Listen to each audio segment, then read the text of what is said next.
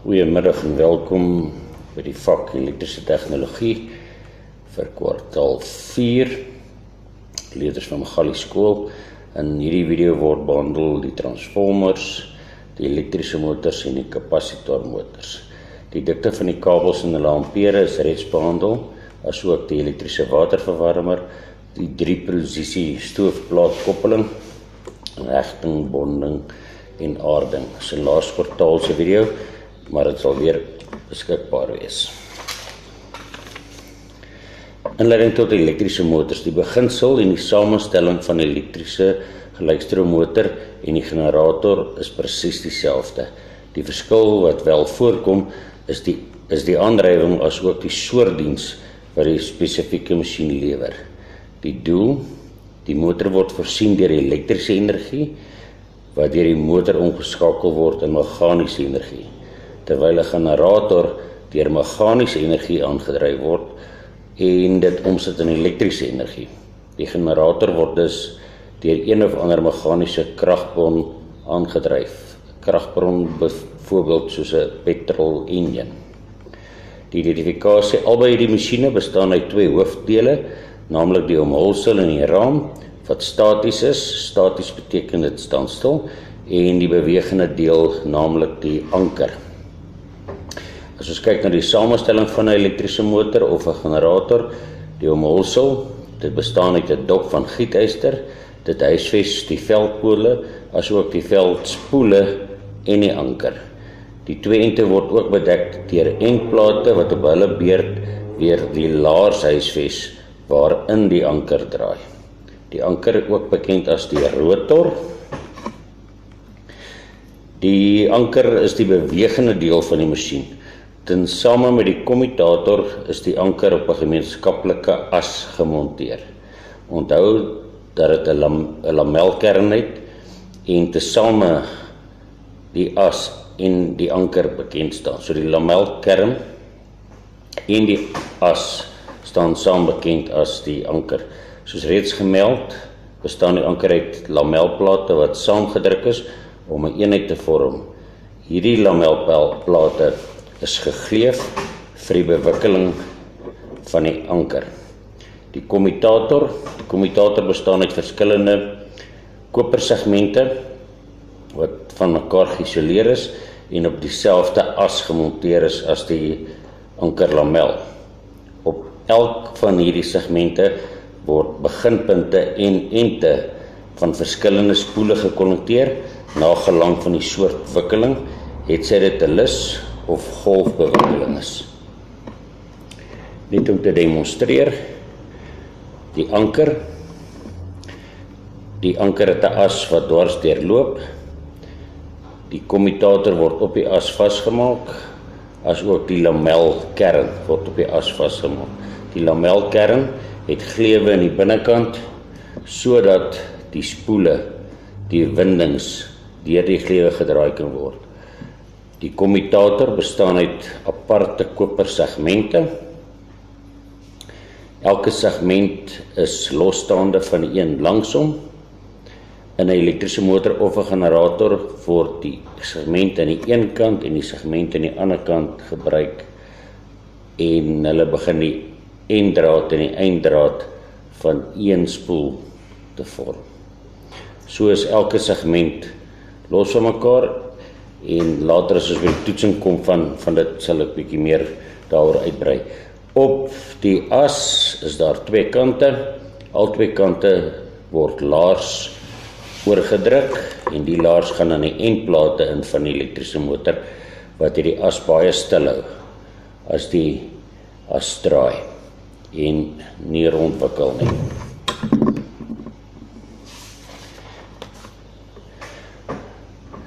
In 'n generator is dit nodig om die wisselstroom wat ontwikkel word om te skakel in gelykstroom, en hierdie omsetting word deur die kommutator gedoen.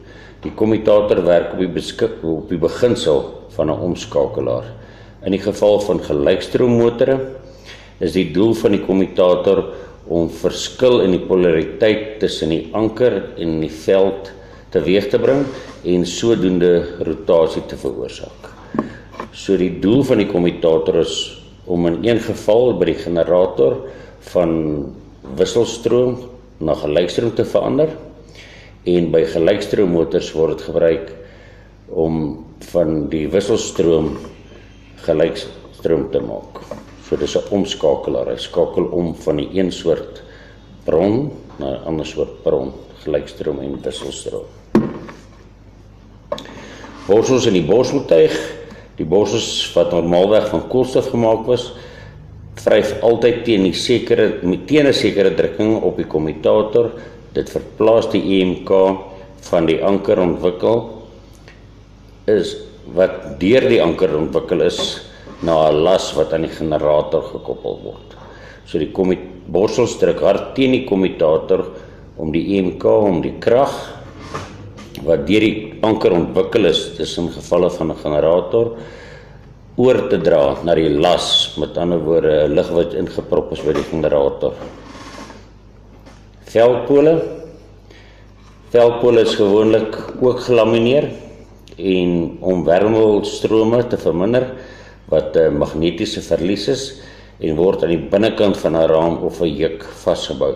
Hierdie poolstukke is so ontwerp dat dit die magnetiese vloed konsentreer en dra ook die veldspole. Die aantal pole word bepaal volgens die grootte en die ontwerp van die generator of die motor. Net 'n demonstrasie, hier is die omhulsel van die veldpool. Die hele eenheid word as veldpole bestem. Dit is ook gelamineerde plate wat aan mekaar vars gepers is. Dan word die verskillende spoele om die veldspoele gedraai en in die binnekant kan ons sien dis los segmente. Dit help met die konsentrasie van 'n magneetveld en 'n magneetveld en 'n magneetveld en 'n magneetveld sodat die anker vinnig kan draai. Toepassing: elektriese motors is volop in ons daaglikse lewe. Ons kan net na al die toestelle kyk wat ons op 'n daaglikse basis gebruik en besef dat baie daarvan motors bevat, soos byvoorbeeld huishoudelike toestelle soos mikrogolfoonde, wasmasjiene, droërs, mengers, waaiers, jou rekenaar, haardroër, grasnyer ensovoorts. Toetsing: hoe toets ons elektriese motors? Die toets van elektriese motors kan basies in 2 dele opgedeel word: 'n meganiese toets en 'n elektriese toets. Die meganiese toetse sluit in die sigbare ondersoek van die laars van die borseltuig en die ander sigbare foute soos verbindings, gebrande borsels, uitgewerkte laars en uitgewerkte borsels. Elektriese toetse omsluit beide kortsluitings sowel as oopkringtoetse. So vir elektriese toets kan ons toets vir of daar 'n kortsluiting is of daar 'n oopkring is. Alle spole moet getoets word vir 'n oopkringfoute as ook vir kortsluitings. Die kommutator segmente moet ook skoon wees en skoon getoets word van mekaar, met ander woorde geen kortsluiting tussen die segmente nie. Daarmee bedoel, as ek met 'n multimeter tussen 2 segmente langs mekaar toets, moet daar nie elektrisiteit deurgelei nie. As daar wel elektrisiteit deurgelei, moet die gleufie tussen die 2 segmente skoongemaak word totdat dit 'n oop kring wys.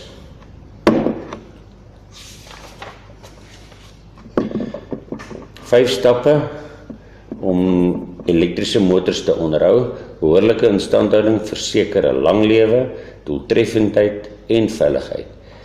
Hier is 5 noodsaaklike stappe.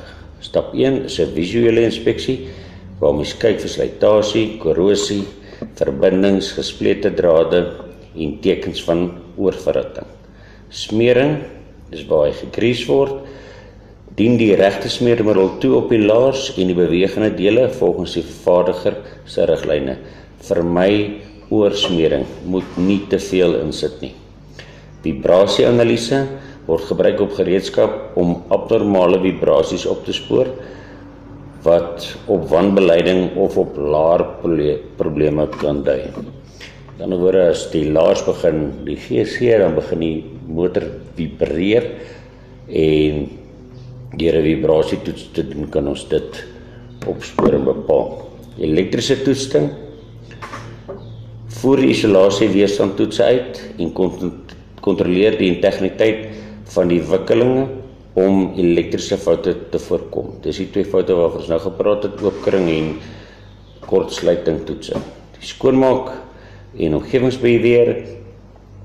Hou die motor skoon van stof en puin, verseker behoorlike ventilasie en temperatuurbeheer.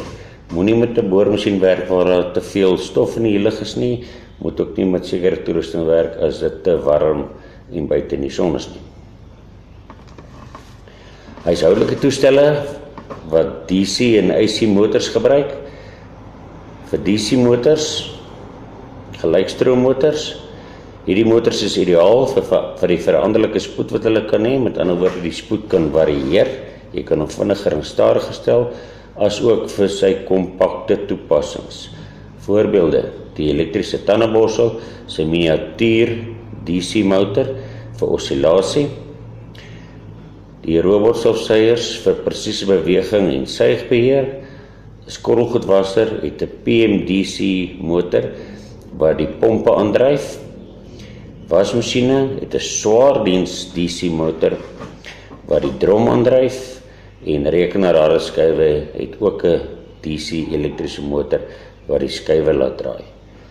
AC motortoestelle. AC motors is verkieslik vir 'n konstante spoed en hoë krag wat die DC motors heeltemal anders te maak. Wat hulle spoed is veranderlik en hulle is kompak, maar hulle doen meeste van die tyd ligte werk. AC motors gee konstante spoed, maar baie hoë kragvermoë. Yskaste is 'n voorbeeld van 'n AC motor. Die AC motors dryf die kompressor aan. Lugversorgers gebruik waaiers en kompressors. Plafonwaaiers is 'n induksiemotor en dit voorsien 'n gladde rotasie. Waterverhitters, motors beheer die kleppe en die sirkulasie, en oonde, motor bedryf die konveksie waaier. Dan die verskille tussen 'n elektriese motor en 'n generator. In die begin ons het gesê die konstruksie van 'n elektriese motor en 'n generator is presies dieselfde, maar ons gebruik dit tweeledig. Die eienskappe, die energieomskakeling. 'n Elektriese motor gebruik elektrisiteit om 'n meganiese funksie te voer, soos 'n boormasjien wat moet draai. Maar by 'n generator gebruik ons 'n meganiese krag, soos 'n petrol-enjin, om elektrisiteit op te wek. So die energieomskakeling, hier gebruik ons elektrisiteit om meganiese beweging te maak. Hier gebruik ons 'n petrol-enjin om elektrisiteit te maak byvoorbeeld. Die insette van 'n elektriese motor is elektriese krag en die inset van 'n generator is 'n meganiese krag. Die uitsette, roterende beweging of meganiese werk, dis soos 'n boormasjien wat draai of 'n hoekslypseen wat draai. En die uitset by 'n generator is elektriese stroom. Die gebruik van 'n elektriese motor, dit dryftoestelle, voertuie en masjiene. En die gebruik van 'n generator is dit voorsien elektriese stelsels van noodkrag. Voorbeeld daarvan, elektriese motors is waaiers, 'n menger, 'n boor. Voorbeelde van 'n generator is 'n windturbine of 'n dieselgenerator. Ons gaan dan oor na die transformator toe. Wat is 'n transformator? In die eerste plek is 'n transformator 'n samestelling van 3 basiese aspekte: die kern, primêre windings en sekondêre windings. Die kern word van staal gemaak, die plate is gelamineerde plate, dit verstewig die magneetveld wat binne in die kern beweeg. Dit konsentreer ook die magneetveld wat binne in die kern beweeg en dit bevorder die verliese wat nodig is om die sekondêre kant te dryf. Dan in die primêre kant, transformer kan dit basies in 2 dele gedeel word, met 'n primêre kant en 'n sekondêre kant. primêre kant het primêre windings. Die primêre windings word aan die kragbron gekoppel, byvoorbeeld in 'n huis 'n muurprop, soos byvoorbeeld vir 'n selfoonlaaier. So die primêre windings word altyd van elektrisiteit voorsien. En dan aan die sekondêre kant het ons sekondêre windings wat nie aan 'n kragbron gekoppel is nie, maar wat krag opwek wat ons dan gebruik soos wat ons dit nodig het. Aan die primêre kant is daar ook primêre volts. So dis 'n volts primêr wat ingesit word, dit is 'n insetspanning. En aan die sekondêre kant het ons sekondêre volts wat die uitsetspanning is. Hier is dan ook net 'n simbool van die transformator.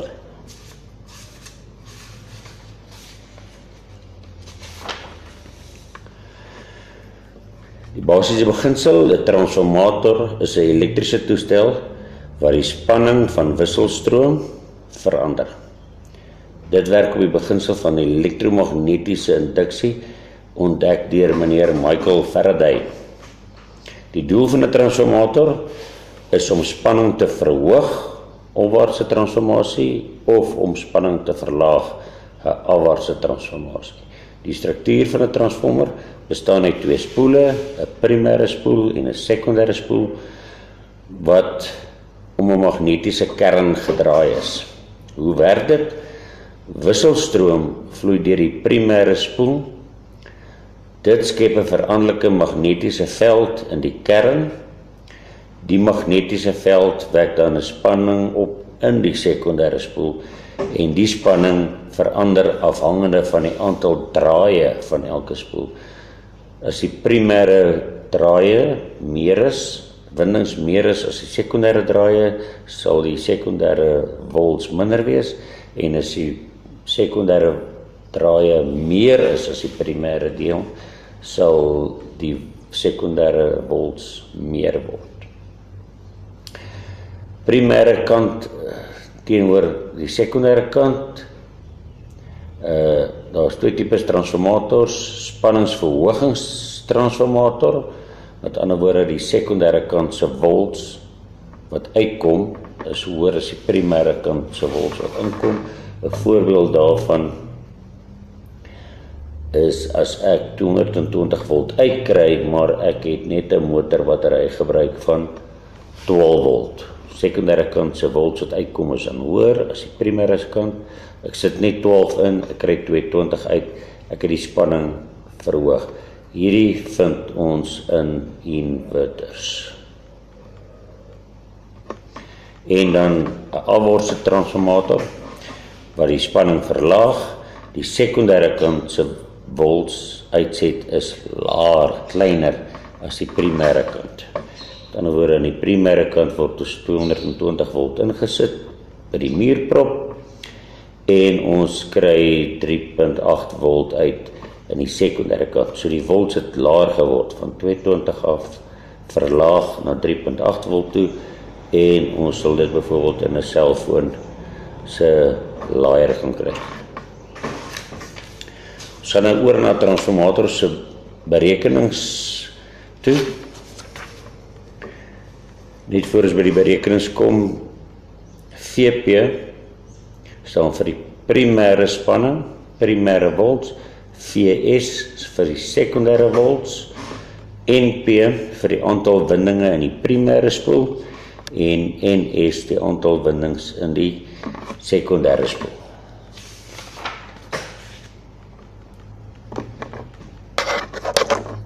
Die formule vir transformators is gewoonlik die sekondêre windings bo op die primêre windings, so albei windings is op een breek, en dan albei spannings, albei volts is op een breek. As sekondêr bo is, moet sekondêr bo bly. Hierdie formule kan ook omgedraai word. As ons NP bo sit, dan moet VP bo wees, en onder NP NS en onder VP VS. Dit maak die saak wat een van die twee. Goed gegewe. Die primêre volts wat ingesit word is 240 volt. Die primêre windings is 480 windings, 480 draaie. Die sekondêre windings is 120 en daar is gevra ons moet VS uitwerk, die sekondêre volts. Wat ek doen, ek begin met my formule met VS bo, dit wat gevra is. Onder VS natuurlik dan VP. Sekondêr is bo, so NS gaan bo wees en sy ander maatjie NP gaan onder wees. Nou moet ons van die VP ontslaa raak om aan die ander kant te kry en om dit te bereik gaan ons hom wegvermenigvuldig. Wat hierdie kant oorbly is VS is NS, ek gaan net daai afskryf op NP maal VP wat ons dan om aan die ander kant van die gelykanteken te kry wegmaal. Vervang ons die waardes. NS is gegee as 120, NP is gegee as 480 en dan VP is gegee as 240. Nou is daar twee maniere om die som te voltooi. Jy kan eers die twee bo met mekaar maal en 'n antwoord kry en dit dan deur die 480 deel, of jy kan eers die twee deel, 'n antwoord kry en dit maal met 240. Dit kom presies op dieselfde uit. In hierdie geval is die antwoord 60 volt. Ons het 220 volt ingesit, VS het ons nou bepaal as 60 volt, so sit 220 volt in. VS is nou 60 volt, so dis 'n spanningsverlagingstransformator. Nog 'n voorbeeld. VS is gegee as 60, NP is gegee as 400 en S is gegee as 100, VP is gevra. Ek begin my formule met VP. VP onder VP gaan VS wees. Omdat primêr bo is, gaan die primêr bo wees en sy maatjie NS. Om van VS weg te kry, moet ons ommaal daai kant dat VP alleen kan oorbly. So VP skryf daai oor, NP op NS en dan maal ons die VS weg. Vervang ons dit met waardes, NP 400, NS 100 maal VS 60 en die antwoord is 240 volt. Net die omgekeerde van die vorige som.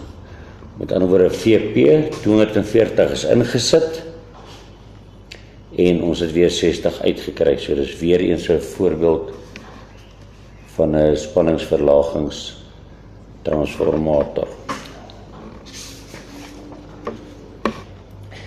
Skakel en beheer. Ons moet elektriese motors kan beheer om hulle te beskerm as ook om vir hulle lang dienstyd te kan verseker. Verskillende aansetmetodes word toegepas vir induksiemotors omdat induksiemotors meer aansetstroom trek gedurende opwarming totdat op volspoed is. En kortliks induksiemotors soos waaiers trek meer stroom vandat hy begin draai tot op sy spoed is. So hy trek meer stroom. Om dan die koperwindings te beskerm teen hoë stroom en minder stroom teen volspoed word 'n stelsel toegepas. Die eenvoudigste manier is 'n direkte aanlyn skakelmetode, DOL starter metode. Direct Online Starting System.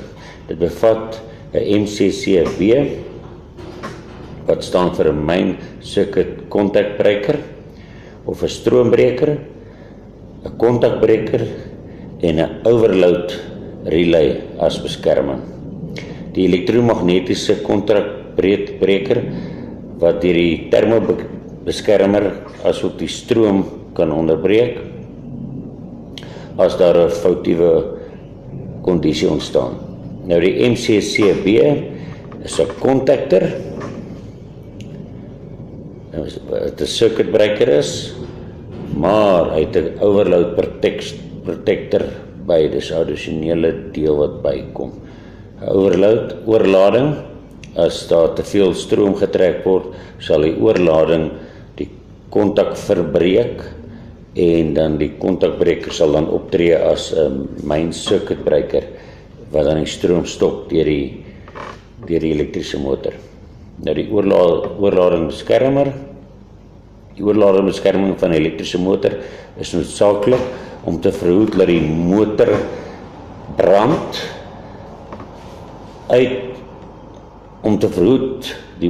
uit en dus te verseker dat die motor so lank as moontlik kan hou. Onder enige kondisie waar die motor skielik swaar of oormatige stroom trek, sal die motor oorverhit. So oomblik as 'n motor te veel stroom skielik trek of te swaar begin werk, gaan die motor oorverhit. En dan kom die overload protector in, die oorlaai relay in. Hy skop die krag af van die kontaktor en die kontaktor verbreek die krag na die motor toe, en sodra dit swaar of oormatige stroom trek, sal die motor gaan stil staan om die motor te beskerm. Omdat die isolasiemateriaal rondom die elektriese koperwindings met tyd verbrokkel as gevolg van oormatige hitte, word daar vooraf bepaal wat die stroomlimiete en die werkstemperatuur is om die motor te beskerm. Net om 'n voorbeeld te gee, hierdie elektriese koperdrade is baie dun in party gevalle en baie dikker in groter motors. As dit te veel stroom trek, brand hy en word hy swart, dan verloor hy daai laagie, daai vernislaagie wat op het, en dan begin daar kortsluitings tussen die verskillende windings te kom, en dit laat 'n elektriese motor uitbrand. So voordat dit kan gebeur, sal die oorladingsrelay inskop om die motor te beskerm. Die oorladingsrelay, hierdie is 'n termo-oorladingsrelay, hy het twee funksies. In die eerste plek, as ons hom van bo af kyk, het hy 'n verstelling en hy het ook 'n uitskop sekering soos 'n fuse wat reset kan word. Die verstelling is vir temperatuur en die ander uitskopdeel is vir die oomblik as die stroom te veel is, dan trip hy basies. Hoe hy van die onderkant af lyk, is nie die verbindingspunte.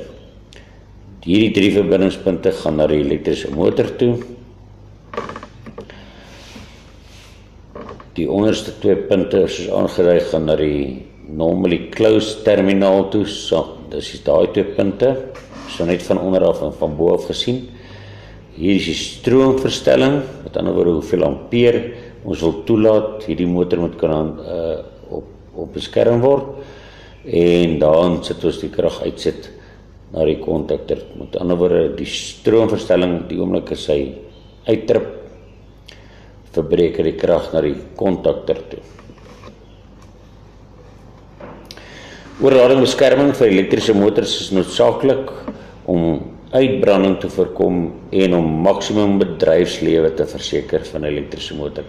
So die beskermers daar is dat die motor nie uitbrand nie en dat die motor 'n lang bedryfslewe kan hê, so lank as moontlik. Onder enige toestand van oorlading trek die motor buitensporige hoë stroom wat oorverhitting veroorsaak. Aangesien die isolasie van die motorwikkelinge agteruitgaan weens oorverhitting, is daar vasgestelde perke op die motor se bedryfstemperatuur om dit teen oorverhitting te beskerm.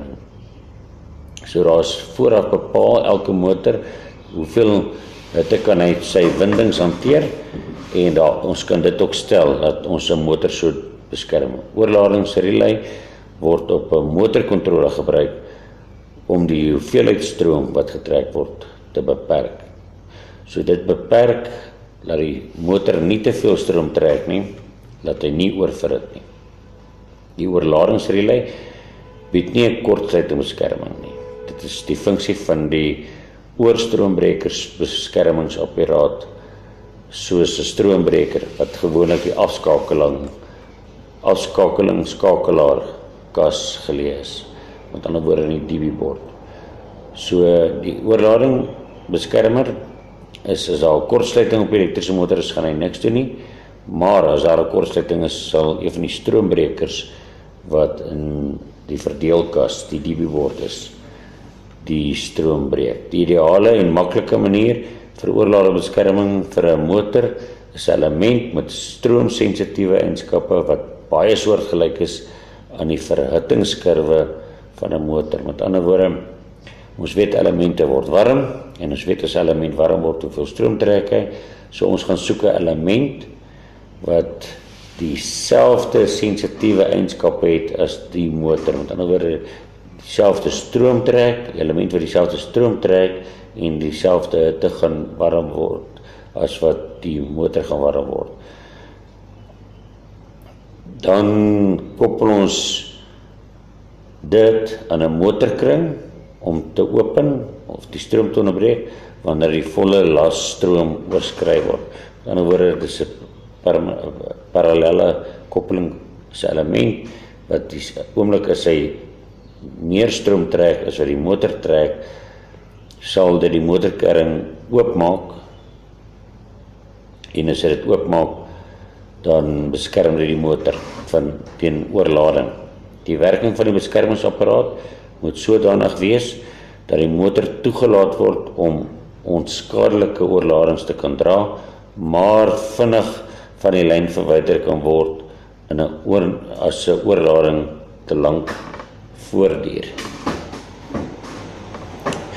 Met ander woorde, hy sal toelaat dat 'n motor sekere bietjie hoër stroom hanteer vir 'n kort tyd, maar indien dit aanhou, sal hy hom dan vinnig afhaal om die motor te beskerm.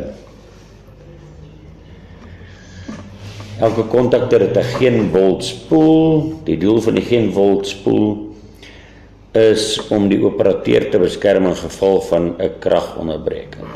Die masjien sal afskakel en afgeskakel bly selfs wanneer die krag weer terugkom. Met ander woorde, geen volt spoel werk so.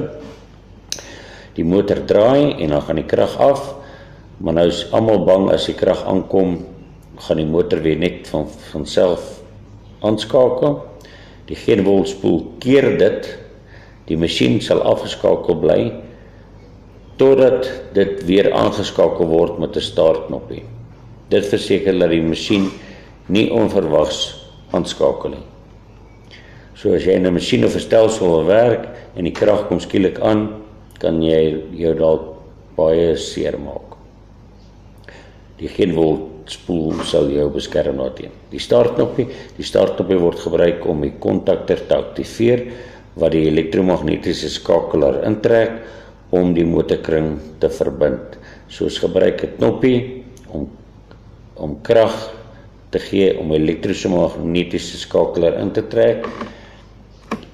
In die diagram het ons startknoppietjie. As ons hom druk, gee hy krag aan die kontakter. Hierdie is die kontakter, daar is die beskerming en dan 'n los startknoppie en 'n stopknop. So as ons die startknop druk, aktiveer ons krag wat die elektromagnetiese skakelaar intrek. Met ander woorde, as jy die knoppie druk, dan klik hy en hy hou die krag as 'n magneetveld totdat jy die stopknopie druk en die krag na die elektromagneet toe word verbreek dan skakel hy die oop, dan maak hy nie kontak nie. So as jy hom druk, kry hy krag en bly krag gee, en as jy die knoppie druk, verbreek hy die stroom.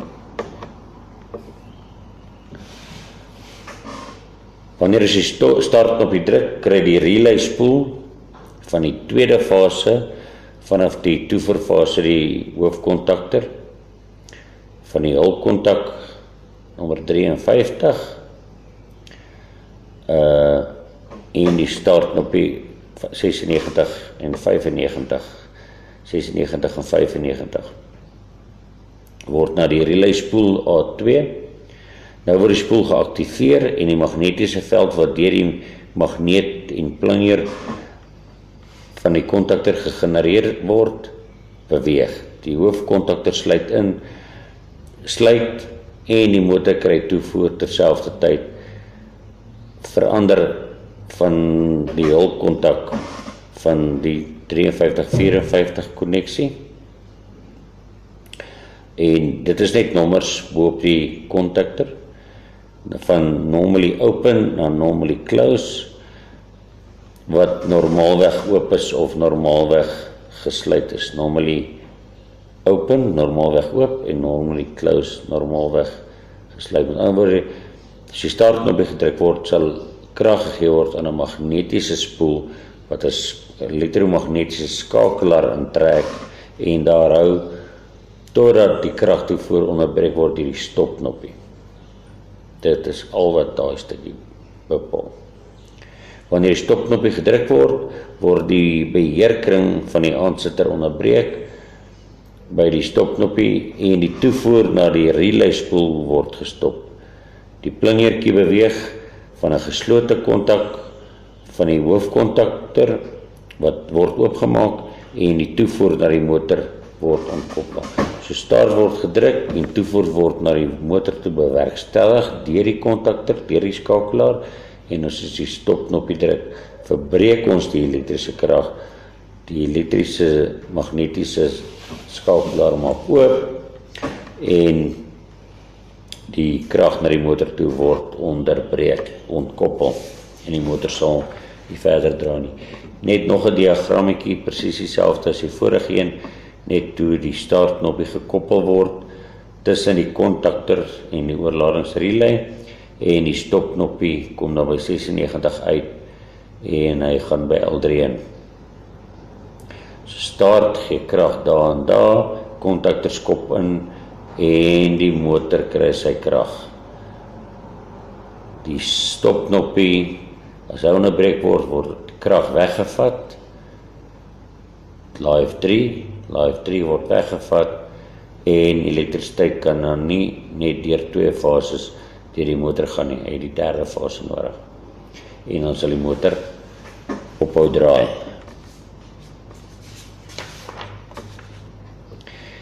Hier is net meer 'n elektroniese deel van hoe dit ontwerp is, waar dit die main circuit breaker is, MCB, hoofskakelaar is, en dan het daar het ons tussen A1 en A2 het ons spoel, wat 'n elektromagnetiese effek het. As ons die spoelkrag gee, dan skakel hierdie 3 punte oor tot hulle daar kontak maak, daar kontak maak, daar kontak maak, en dan kan die 3 fase krag deur beweeg elektriese motor toe. Elkeen kan deur beweeg. Sou ons die krag onderbreek by die elektromagnetiese skakelaar, spring hy terug, hy skakelaar is oop, skakelaar is oop, skakelaar is oop. Die 3 fase krag kan nie deurgaan na die elektriese motors toe nie, en die motor kan nie draai nie. Dit is tipies hoe die DOL stelsel wat ons net behandel het, met die DOL stelsel beteken die start-stop knoppie, direct online, met 'n kapasiteurmotor verbind sal word.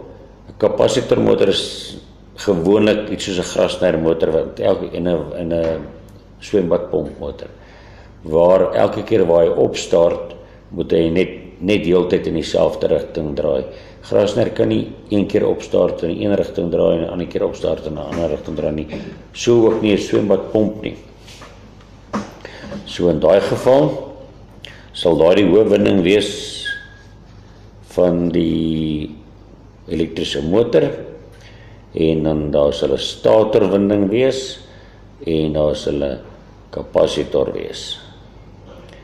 En dit sal gekoppel word rondom die rotor. Met ander woorde, die hoofwinding is die veldspoel waarin die anker draai.